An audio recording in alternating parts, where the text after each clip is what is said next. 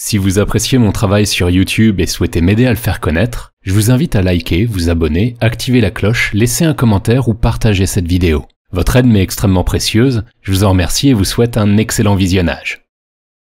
Il existe 4 sortes de relations importantes dont je vais parler dans cet épisode et ceux qui suivent. Nos amitiés, nos adversités, nos liens familiaux et enfin nos relations amoureuses. Oui, dans Théorie du bonheur, on va parler sentiments. Et si vous êtes sage, il y aura peut-être même un passage dédié aux relations sexuelles. Mais avant ça, on va d'abord parler de l'amitié. Et on va voir ensemble pourquoi l'amitié, en fait, ça veut pas dire grand-chose. En tout cas, pas autant qu'on le croit. Précédemment dans Théorie du bonheur. Nous avons vu dans les épisodes précédents que nous avions besoin des autres dans notre approche du bonheur, ne serait-ce que du fait de notre complémentarité. Nos actions ont des conséquences sur les autres, tout comme leurs actions ont des conséquences sur nous. Ces conséquences peuvent être favorables ou défavorables à chacun. C'est pas parce que nous pensons que les autres devraient se comporter de telle ou telle manière qu'ils vont le faire. Il nous faut communiquer et coopérer avec les autres.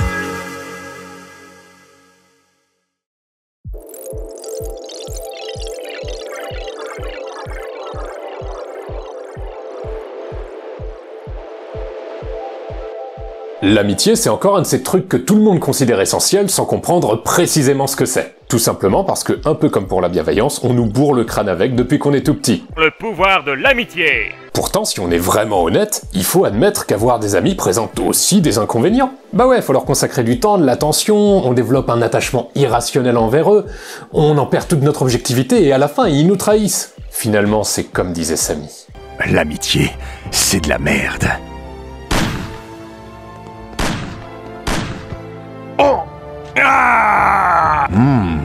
Ok, on s'égare. Évidemment que c'est super l'amitié, les moments passés en bonne compagnie, les échanges bienveillants et sincères, l'appréciation mutuelle, etc. Mais comme beaucoup d'autres trucs qu'on a vus jusqu'ici, si on l'appréhende mal, alors ça peut nous rendre malheureux. Et c'est ce qu'on veut éviter. Or pour ça, il nous serait déjà bien utile de savoir ce qu'est précisément l'amitié.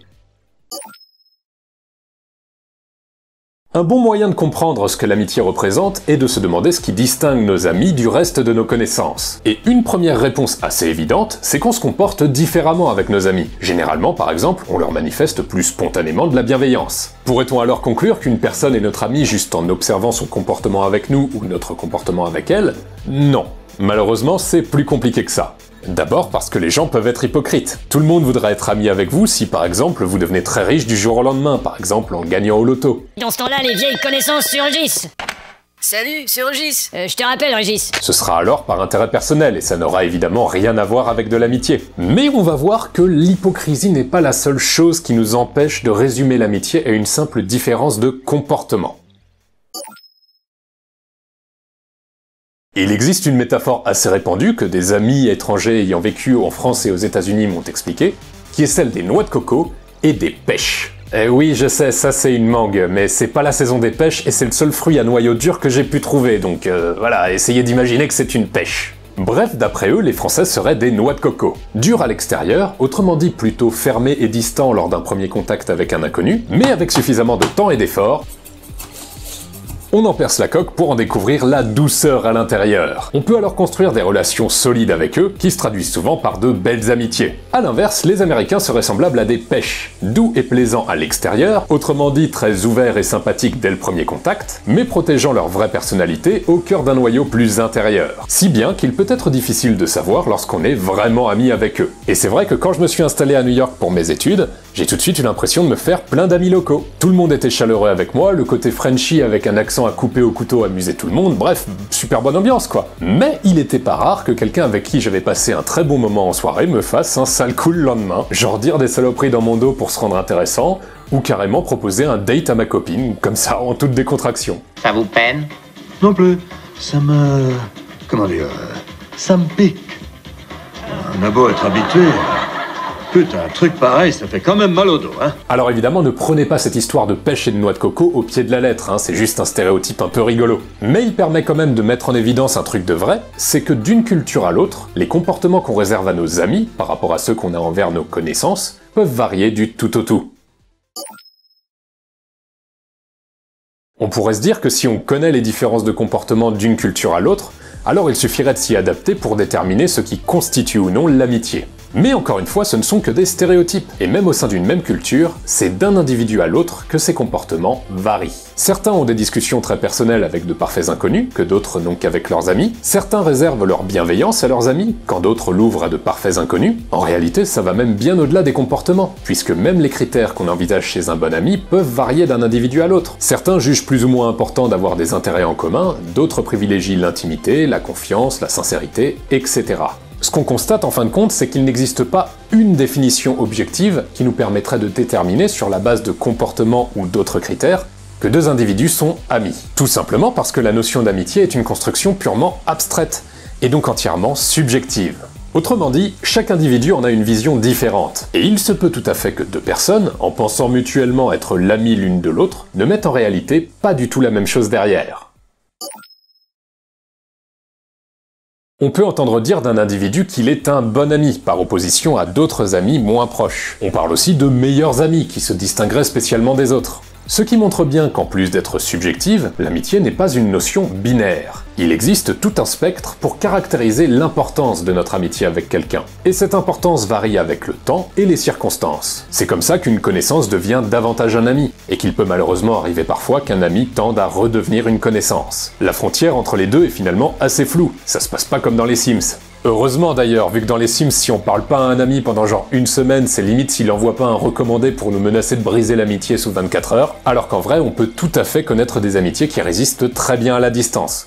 Mais ça, j'y reviendrai plus tard. Au cours de mon MBA, un professeur a mené sur notre classe l'expérience suivante. Il a envoyé à chacun de nous la liste des quelques 120 élèves, et on devait individuellement indiquer qui parmi eux on considérait comme nos amis. À l'époque, j'avais ainsi désigné une vingtaine d'élèves comme étant mes amis. À la fin de l'expérience, on recevait tous un rapport personnalisé avec nos résultats. En lisant le mien, j'ai appris deux nouvelles, une bonne et une mauvaise. La bonne, c'est qu'une vingtaine d'élèves m'avaient effectivement désigné comme étant leur ami. La mauvaise, c'est qu'un bon tiers d'entre eux n'étaient pas ceux que j'avais désignés. Impossible bien sûr de savoir lesquels puisque le rapport ne mentionnait qu'un coefficient de réciprocité, de sorte qu'on puisse tous répondre anonymement et donc honnêtement. Ce qui n'a pas empêché qu'il y en ait 2-3 qui se regardent un peu de travers à la suite de cette expérience. Ça a en tout cas eu le mérite de nous montrer que nos amitiés ne sont pas nécessairement réciproques. Ceux que nous pensons être nos amis ne nous voient pas nécessairement comme les leurs, et vice-versa. Dire qu'on est ami avec une personne, bien sûr que non, ça ne veut pas rien dire, mais c'est très vague, puisque comme on l'a vu, c'est subjectif, d'importance potentiellement variable, et pas forcément réciproque. Ça ne suffit donc pas à décrire précisément notre relation avec cette personne, ni à justifier notre comportement envers elle, et cette ambiguïté peut poser problème. Si par exemple je juge qu'en amitié, la confiance est une chose essentielle, et que la personne que j'appelle mon ami, d'une, n'y accorde pas la même importance que moi, de deux, ne me considère pas autant comme son ami, alors il est très probable qu'un jour je sois déçu par ses actions, et que je le vive comme une trahison, avec ce que ça m'apportera de tristesse, de colère et de rancœur. Or en réalité, j'aurais tort de le lui reprocher. Ma déconvenue serait plutôt le résultat de mon erreur, qui a été de mal interpréter la nature de notre relation. Fort heureusement, il n'est pas nécessaire, pour que deux personnes soient amies, qu'elles aient une définition identique de l'amitié. Mais si on veut s'éviter ce genre de désagrément, alors nous devrions savoir dire en détail ce que représente pour nous chacune de nos relations d'amitié, plutôt que de juste les ranger derrière le mot amitié, qui peut tout et rien vouloir dire. Et idéalement, il faudrait aussi savoir ce qu'elles représentent pour nos amis. Reste à savoir comment analyser nos relations d'amitié de sorte à bien les comprendre en détail comme je le recommande. Mais pour expliquer ça, il me faudra bien un épisode entier. Je vous propose donc de voir ça au prochain épisode. 25e épisode terminé et toujours en pleine forme. Je sais pas si vous vous souvenez, mais il y a de ça à peine 3 épisodes, je vous disais que j'étais très heureux qu'on ait passé la barre des 200 abonnés.